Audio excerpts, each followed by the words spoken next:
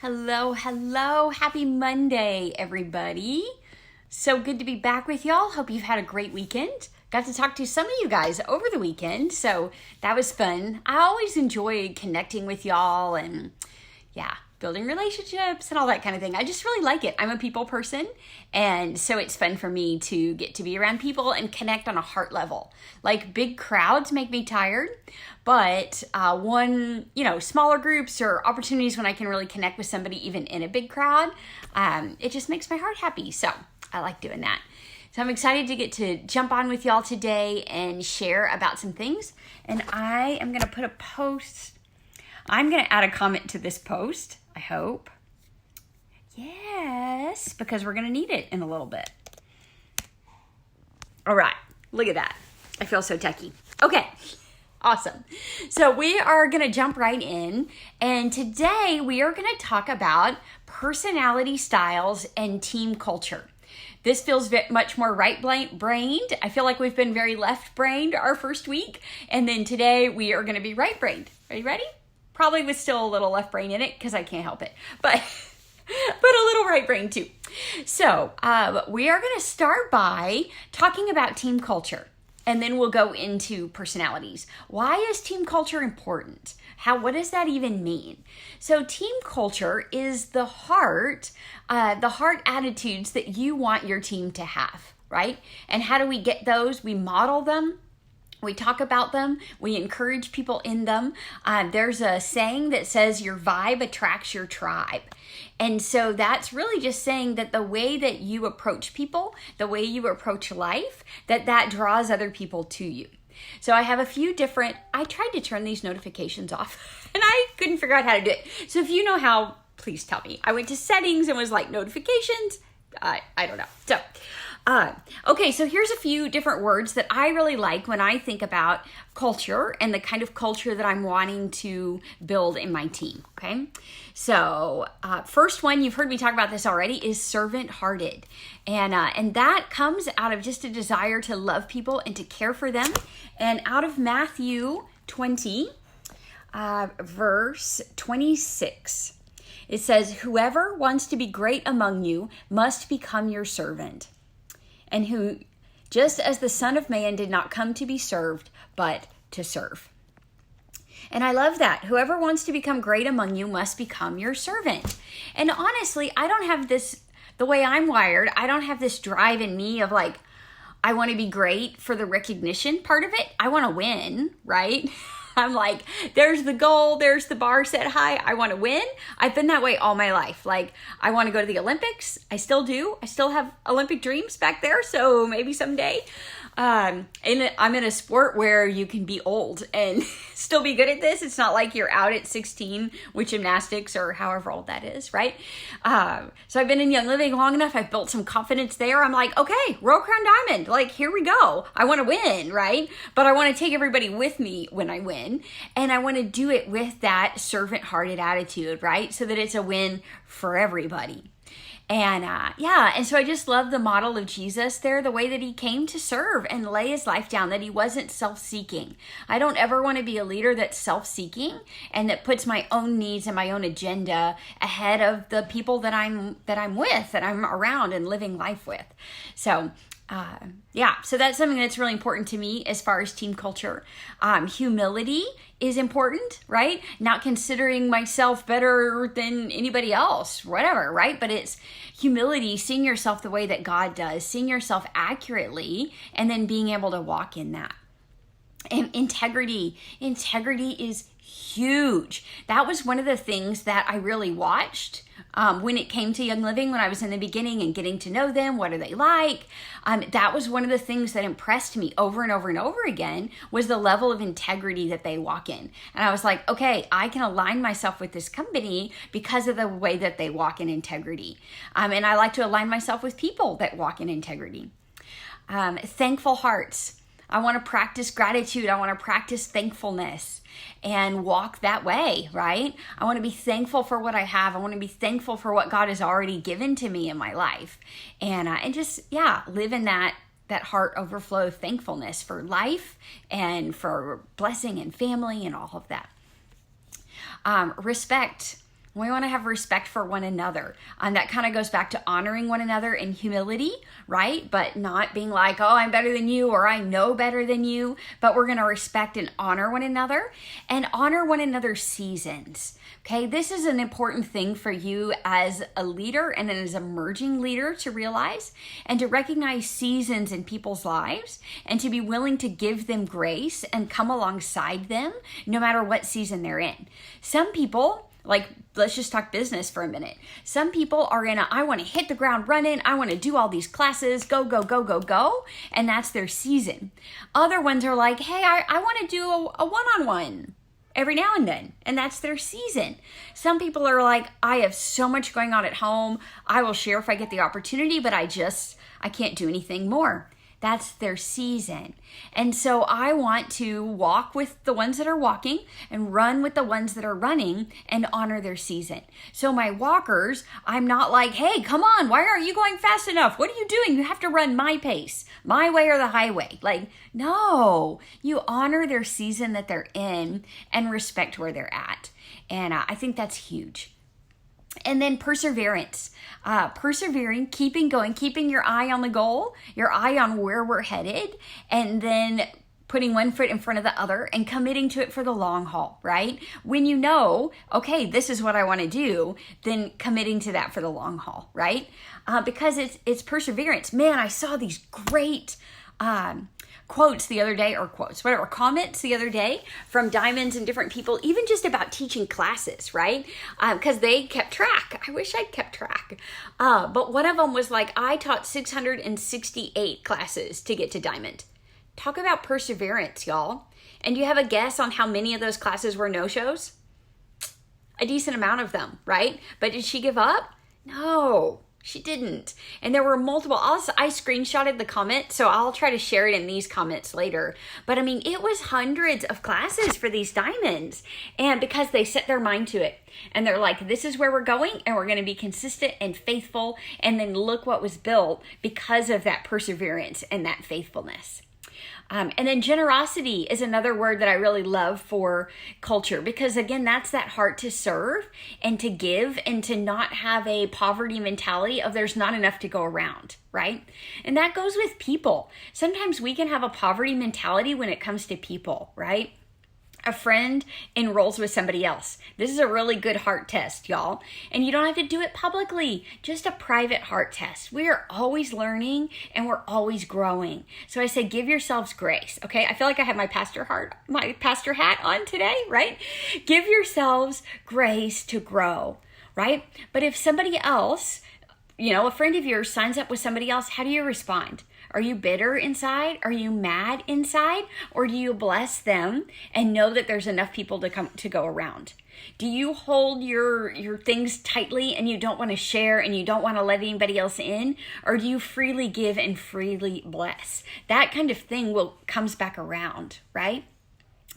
If somebody ranks up before you, how do you respond? Do you, after a little while, do you get bitterness in your heart and you're like, man, they hit silver and I'm still an executive and they've been silver 6 months now, and then you get bitter and grumpy? Or do you say, and here's how you can fight some of that, right? Like if that comes up in your heart, whatever the scenario is, like pray and bless them. Father, I thank you that this girl is silver, and I pray that you would bless her, meet every need she has, fill her up, right? Like you come in the opposite spirit, and that helps root out some of that bitterness that comes into all of us, right? Like I've had to deal with it, and it's been so powerful. I'm like, Lord, I just bless them. I bless them in their business, and I pray for abundant growth for them, all of that, right? And it brings life and freedom in our own hearts. So some things to encourage you with today is that as you go on this journey, if you will commit to personal growth, that will be tremendous for your business, for your team, for your leadership. And it's something that will benefit you no matter where you go in life. So whether, it's young living or work or school or raising kids or whatever it is, when you're committed to personal growth, you're always growing and you're always developing yourself. Okay. And so there's a number of different areas to look at for personal growth. Some of my favorite resources for personal growth are, of course, like the king of personal growth is John Maxwell, right?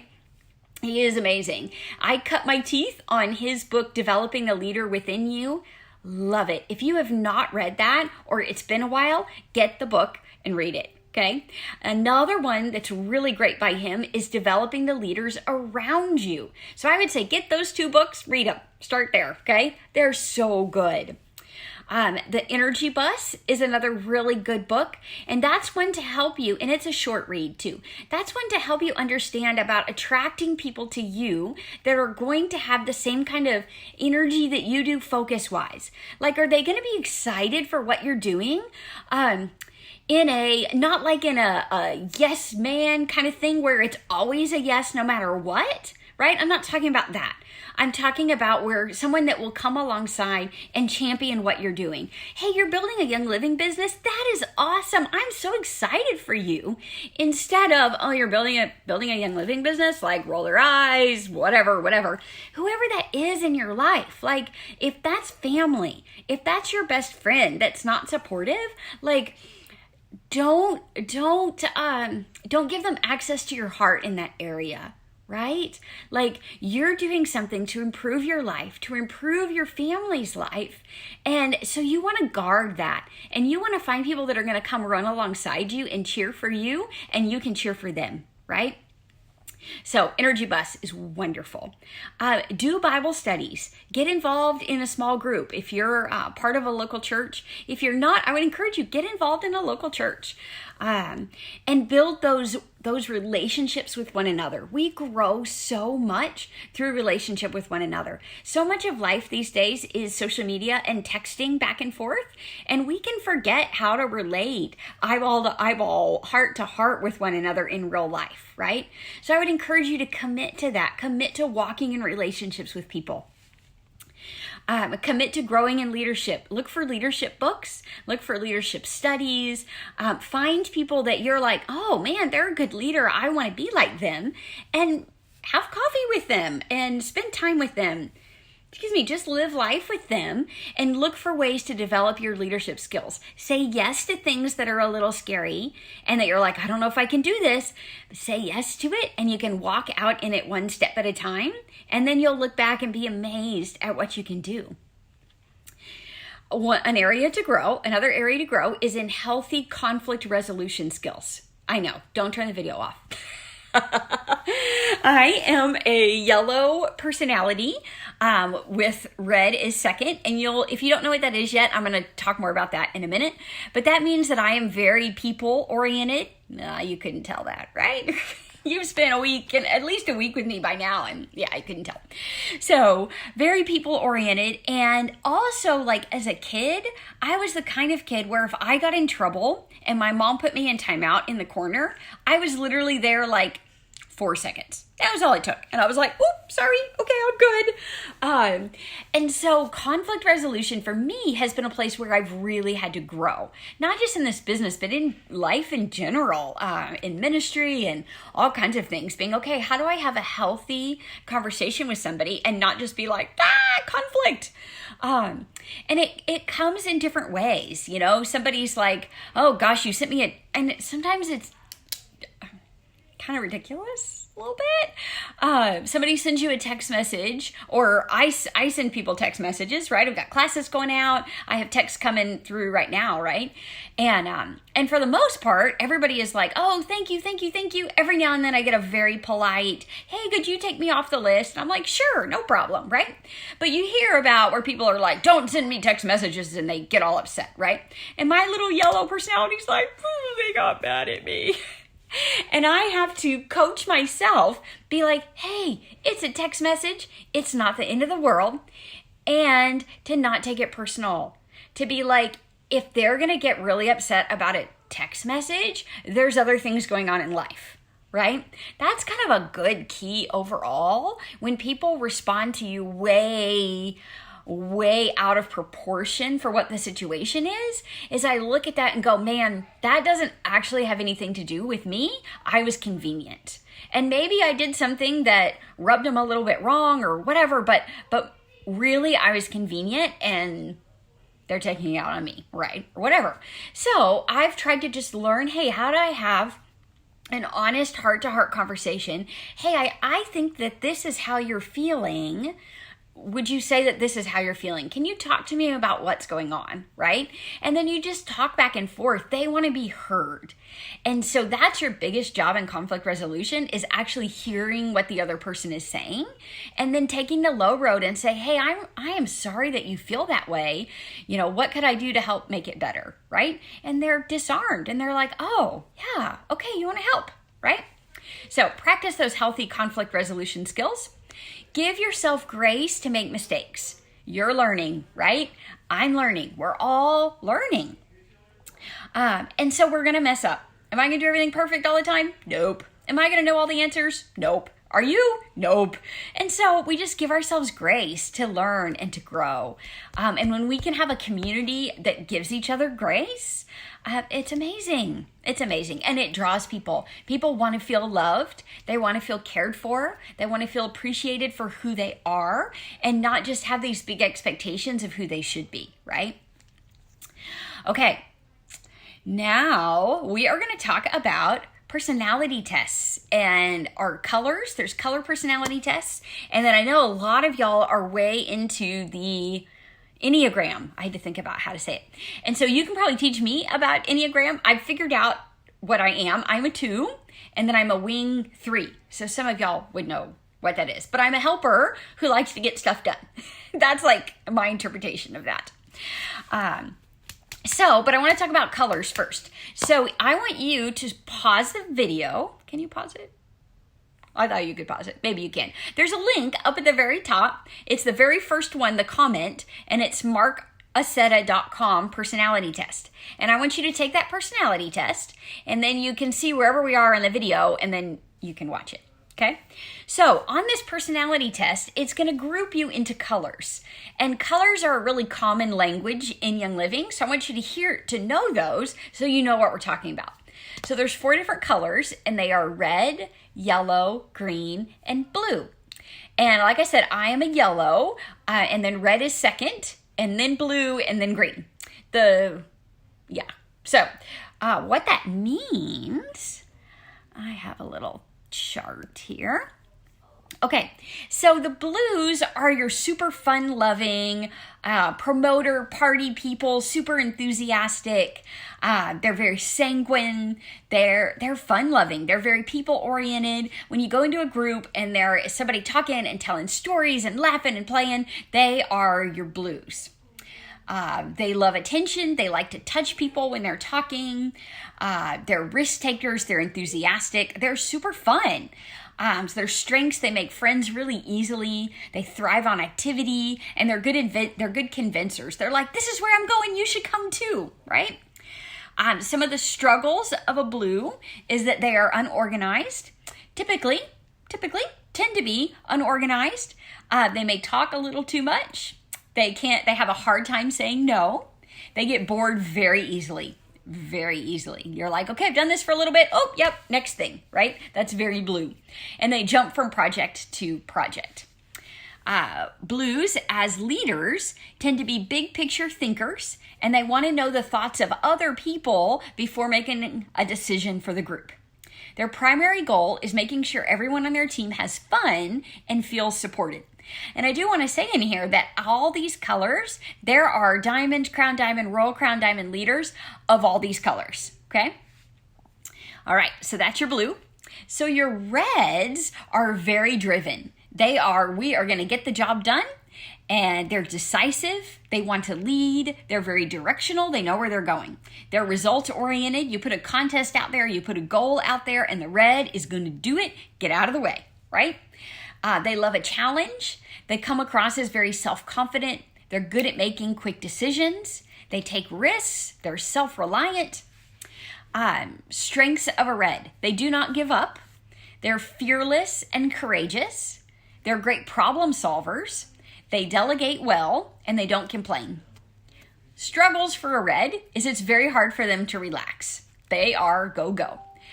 They may make decisions on behalf of others when maybe that's not always wanted, right? They have a hard time being sympathetic and empathetic with other people. Sometimes they're too competitive, and sometimes they prioritize results over people. A red as a leader has high expectations of themselves and others and helps keep the focus of a group on task. They don't let feelings get in the way so they can focus on how to get the best results for everyone. So the reds are go, go, go people. Okay, your yellows are your phlegmatic supporters. So they are easygoing, quiet, they like comfortable clothing, they want to blend in, steady worker, they're flexible. Really, they care about people. They're like, are you okay? Is your heart okay? How are you doing? Like relationships are top priority to them. They're motivated by helping other people. Oh man, I could give you that and that would really help you. They're not really motivated by money. They're loyal and they're good listeners. Strengths of a yellow is that they're steady and reliable. They're calm. They're witty. Lots of people like them. They have very few enemies and they make people feel really comfortable. Struggles of a yellow is they hate change. They avoid conflict at all costs. They're stubborn when they're pushed. They get in there and they can be hard to get moving. A yellow as a leader is the most relationship oriented of all the personality styles. They prefer working with others rather than directing them, and they motivate their team by focusing on helping others. Okay? So as we talk about this, I want you to be thinking about your personality style, and as you take that Marcusetta test, right? Be thinking about who you are, and then you're also thinking about who is my team? What are they like? How do I need to relate to them? And then you're also thinking about the people that you're sharing with. How are they wired? How can I relate to them so that they can understand this, right? And I'll talk more about that in a few minutes. But let's do greens. Greens are our thinking melancholies. They love organizing things. They love charts. They love research. They want all their little duckies to be in a row. Where I am like herding cats, the greens have all the little ducks lined up right where they should go, and they all stay in place. They're very proper. They're private. They love to-do lists. They're quiet. They're not flashy. They're thinkers. They're artistic or musical. They're not big risk takers. They're sensitive, purposeful, idealistic, and planners. Strengths of greens are that they are analytical and they love facts. They want to know all the facts. They work well alone. They're planners. They organize. Deep thinkers. They love artistic beauty, and they're really great at follow through. Struggles for greens are perfectionism. They can really get stalled and have trouble getting momentum because they feel like everything has to be perfect before they can move forward. They tend to be loners, tend to be hard to please, the perfectionism bit. They tend to be hard on themselves, can be a bit pessimistic, and can be a bit moody. Greens as leaders rely on facts and figures in their decision making. They strive for accuracy in all that they do and excel at researching and crafting logical responses to objections. They want to be able to answer all possible questions from their team. So that's your greens. So I'm really curious, as you guys take the test, I want you to comment in here with what colors you are. And then think about that a little bit. If you're like, okay, I'm a red, take some time and think through life and go, well, how do I relate to people as a red? And then what's my second color? And how do I relate to people as a yellow? And okay, if I'm a red, but I know my friend is a green, and I want her to sign up and join Young Living, how am I going to need to relate to her? Am I going to be like, just buy a kit. Here it is. It's really great. Just buy it. Is that going to make my green happy? No. How do I need to approach my green? I need to say, hey, I've got this amazing kit that has 11 different oils in it and an ultrasonic diffuser, and these are the things you can do with it. This is why, 1, 2, 3, 4, 5, this is going to be really helpful for you and something that you pretty much can't live without, right? You keep the enthusiasm going, but you appeal to their need for facts and order and charting, and you're patient with them while they ask you 10 million questions, because they're going to ask you 10 million questions. But once they've asked all those questions and then they jump in, they're committed because they've made a really solid decision. This is what I want to do, right? Yes, lots of benefits of having leaders of all different kinds of personalities. And that's why I love to hear from different leaders and from different personalities, so you get the different perspectives, right? And I try to bring in all the, like, here, let's bring in the blue and let's have fun. And how are we going to have fun with this? And okay, it's, like one of the things, I don't know, I laugh when I go on like retreats or cruises or whatever it is that Young Living's doing, right? It's like, yes, there's the dance party. And I love the dance party once I get into it. But my very blue friends are like come on, let's go. We're going to the dance party. And they're so great at helping me like open up and lighten up and really let my blue out. And then I have a great time. But my blue is sometimes repressed by my red because I'm like, oh no, I got to get this done. Like, here, we got stuff to get done. And then, oh, my yellow and my person, right? So you just know yourself, and then it's fun, and you can see those aspects in other people. And then it helps you understand why they respond in ways that they do.